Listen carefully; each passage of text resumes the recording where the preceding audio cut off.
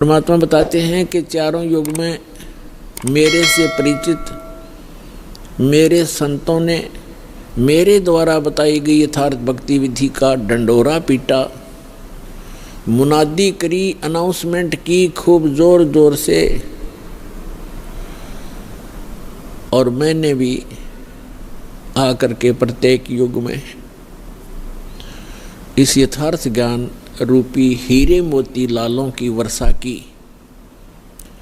लेकिन हम पर विश्वास ना करके इन काल के दूतों, नकली आचार्यों, शंकराचार्यों और इन झूठे गुरुओं पर विश्वास करके पूरा मानव समाज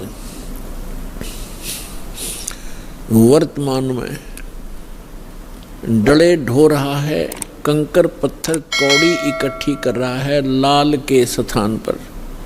अर्थात यथार्थ ज्ञान और यथार्थ भक्ति विधि ये तो है हीरे मोती और लाल यानी बहुमूल्य, ये हैं वास्तव लाभ देने वाले।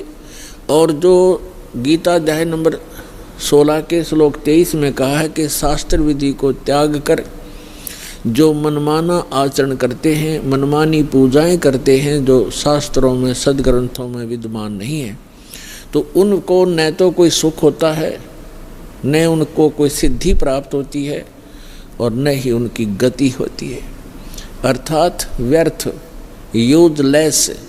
तो जो शास्त्र विधि को त्याग कर सदग्रंथों के विपरीत साधना है वो परमात्मा ने बताई है कि वे डले हैं, ढेल, ढेल माने डले, कंकर पत्थर जिनकी कोई वैल्यू नहीं है।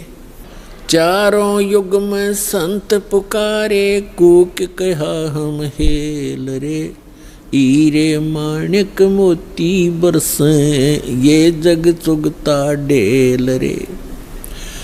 पर भी लेन जात है दुनिया, हमारा ज्ञान किने ना सुनिया। परमात्मा कबीर देव जी, कबीर साहब जी बता रहे हैं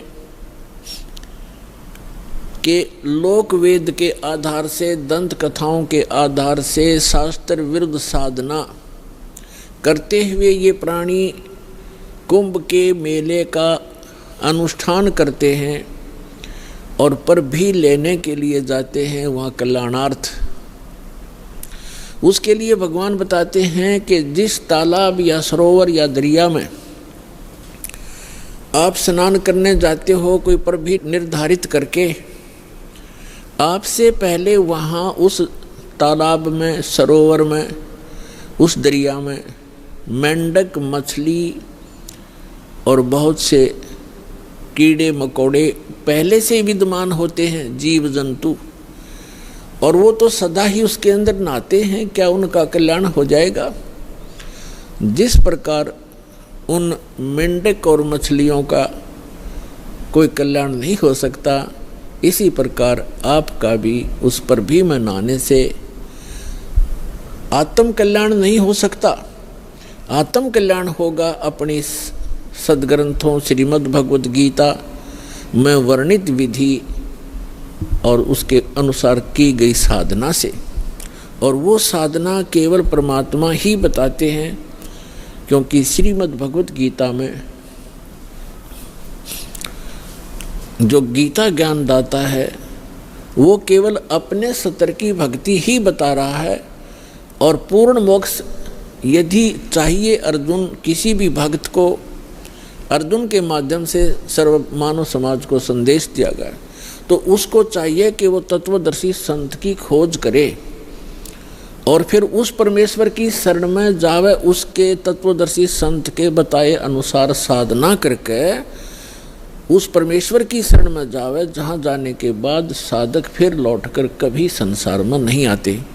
और गीता ज्ञानदाता अपनी सतीथि बताता है, अपना सामर्थ्य बताता है कि अर्जुन तेरे और मेरे बहुत जन्म हो चुके हैं, तू नहीं जानता, मैं जानता हूँ। श्रीमद् भगवद गीता अध्याय नंबर 4 के श्लोक नंबर 5 और 9 में, श्रीमद् भगवद गीता अध्याय नंबर 2 के श्लोक 12 में, गीता अध्याय नंबर 10 के श्लोक नंबर 2 में गीता ज्ञानदाता स्पष्ट करता है कि अर्जुन तेरे और मेरे बहुत जन्म हो चुके हैं, तू नहीं जानता मैं जानता हूं। और अपनी साधना बताते हैं गीता अध्याय नंबर 8 के श्लोक नंबर 13 में, ओम इति एकाक्षरम ब्रह्म व्यवहारन माम अनुसमरन ये प्रयाति तजन देहम स याति परमाम गतिम। गीता ज्ञानदाता ये ब्रह्म है, श्री कृष्ण जी के अंदर प्रवेश करके बोलता है, ये ऐसे ही छल करता है। गीता अध्याय नंबर 4 के श्लोक नंबर 9 में ये स्वयं कहता है कि मेरे कर्म और जन्म दिव्य हैं, अलौकिक हैं। तो ये इसके कर्म हैं। गीता अध्याय नंबर 7 के श्लोक नंबर 24-25 में स्वयं स्वीकार करता है कि अर्जुन मैं अपनी योग माया से छुपा रहता हूँ, मैं कभी किसी के समक्ष अपने यथार्थ रूप में नहीं आता। और ये मूर्ख लोग जन समुदाय मुझे कृष्ण रूप में, व्यक्ति रूप में आया हुआ मान रहे हैं। मैं कृष्ण नहीं हूँ। भूत की तरह, प्रेत की तरह बोल रहा था उसके अंदर कि मैं कृष्ण नहीं हूँ, मैं तो अपनी योग माया से छुपा रहता हूँ। गीता अध्याय नंबर 11 के श्लोक नंबर 32 में कहता है कि अर्जुन मैं काल हूँ और अब मैं परवर्त हुआ हूँ, अब आया हूँ। श्री कृष्ण जी तो पहले विद्यमान थे, उन्होंने पहले कभी अपने आप को काल नहीं कहा और उसके बाद फिर कभी अपने जीवन में अपने आप को काल नहीं कहा। ये काल है, इसको ब्रह्म भी कहते हैं, सरपुरुष भी कहते हैं, सरब्रह्म भी कहते हैं, ज्योत स्वरूपी निरंजन भी इसी को कहते हैं। तो ये कहता है कि मेरा तो एक ओम मंत्र है और ये कहता है कि मेरे जन्म और कर्म अलौकिक हैं। तो खुद कहता है कि मैं अपनी योग माया से छुपा रहता हूँ, मैं कभी किसी के सामने अपने यथार्थ रूप में नहीं आता। तो श्री कृष्ण में प्रवेश करके ये ब्रह्म बोल रहा है, सरपुरुष बोल रहा है। 8वें अध्याय के 13वें श्लोक से भी स्पष्ट हो जाता है, ओम इति एकाक्षरम ब्रह्म व्यवहारन माम अनुसमरण। माम ब्रह्म, मुझ ब्रह्म का केवल एक ओम अक्षर है, उच्चारण करके सिमरण करता हुआ यह प्रयाति तजन देहम, जो शरीर त्याग कर जाते हुए इसी का सिमरण करता हुआ जाता है, स याति परमाम गतिम, वह परम गति को प्राप्त होता है। यानी ओम से मिलने वाली जो परम गति है, ओम से मिलने वाली परम गति क्या है? ब्रह्मलोक में जाता है साधक। और आज तक के ऋषि महर्षियों को इस ओम से आगे कोई मंत्र का ज्ञान नहीं था और ब्रह्म को ये संपूर्ण पूर्ण परमात्मा माना करते थे। और फिर घुमा फिरा कर इन्हीं ब्रह्मा विष्णु महेश तक ही इनकी बुद्धि की सुई आकर टिक जाया करती थी, क्योंकि इनको कंप्लीट स्पिरिचुअल नॉलेज नहीं था।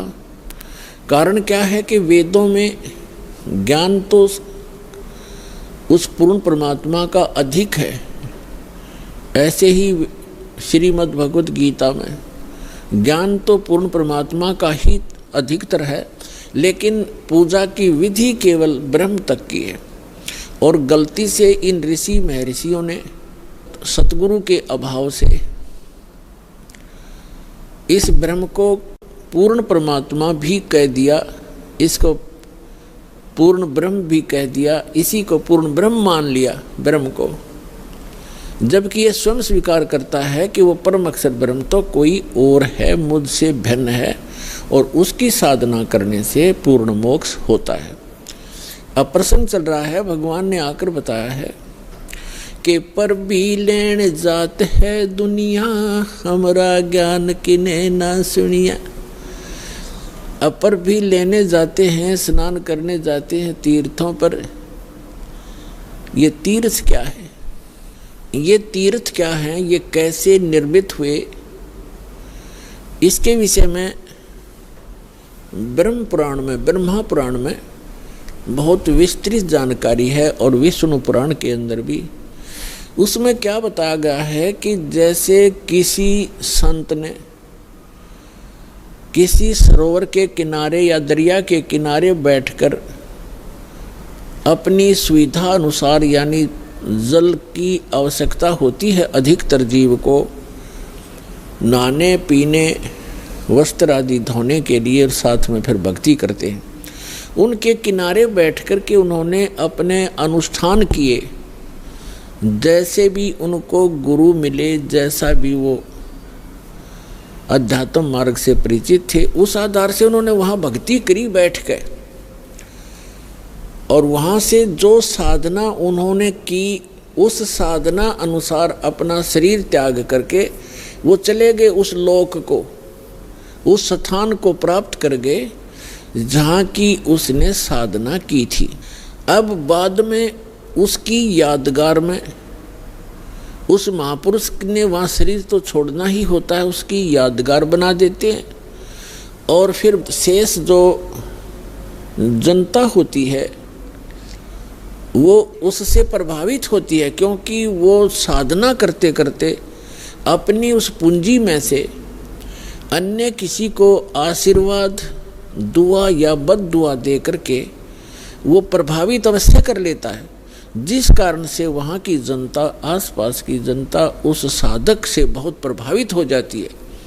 उसके बाद उसकी मृत्यु के उपरांत वहाँ एक उसकी समाधि बना देते हैं, वहाँ पूजाएं शुरू कर देते हैं और फिर उसको वहाँ उसके मत्था टेकने लग जाते हैं और उसको तीर्थ नाम दे दिया जाता है। अपनात्मा परमात्मा ने आके ये निष्कर्ष दिया है कि जैसे अमरनाथ कैसे बना, अमरनाथ की स्थापना कैसे हुई, ये कैसे वेल नोन हुआ, सुप्रसिद्ध क्यों हुआ। भगवान शिव ने पार्वती जी को ये अनमोल मंत्र दिया था जिससे मोक्ष संभव है। और वो कौन सा मंत्र दिया था? जो 5 नाम का ये दास आपको देता है। प्रथम मंत्र में बीच बीच के जो 5 मंत्र हैं, ये शिव जी ने इस मंत्र का ज्ञान था और इसी को ये अमर मंत्र मानता था। एक तो पुण्यात्माओं, हमें कंप्लीट स्पिरिचुअल नॉलेज ना होने से, संपूर्ण अध्यात्म ज्ञान ना होने से हम इन नकली संतों के द्वारा घने भ्रमित हो गए। हम क्या सोचते हैं कि गुरुजी ने मंत्र दे दिया, नाम दीक्षा दे दी, और फिर क्या होता है, उन भ्रमित लोगों के पास जाकर के आप उनसे फिर प्रभावित हो जाते हो, जिनको कंप्लीट स्पिरिचुअल नॉलेज नहीं है, जिनको पूर्ण अध्यात्म ज्ञान नहीं है। तो वो क्या पूछते हैं आपसे कि आपने दीक्षा ली है वहाँ से, बरवाला से, कितने दिन हो गए? 1 महीना, 2 महीने, 1 वर्ष, 2 वर्ष, जैसा भी जिसको। फिर वो पूछते हैं क्या आपको भगवान दिखाई देते हैं, भगवान के दर्शन होते हैं? अब आपके पास इसका कोई उत्तर नहीं। तो पुण्यात्माओं, कहने का भाव ये है कि दास जो आज प्रसंग आपके समक्ष स्पष्ट करना चाहता है, एक विषय स्पष्ट करना चाहता है कि परमात्मा की प्राप्ति, मोक्ष की प्राप्ति परमात्मा के दर्शन से नहीं, उस परमात्मा के मंत्र से होती है।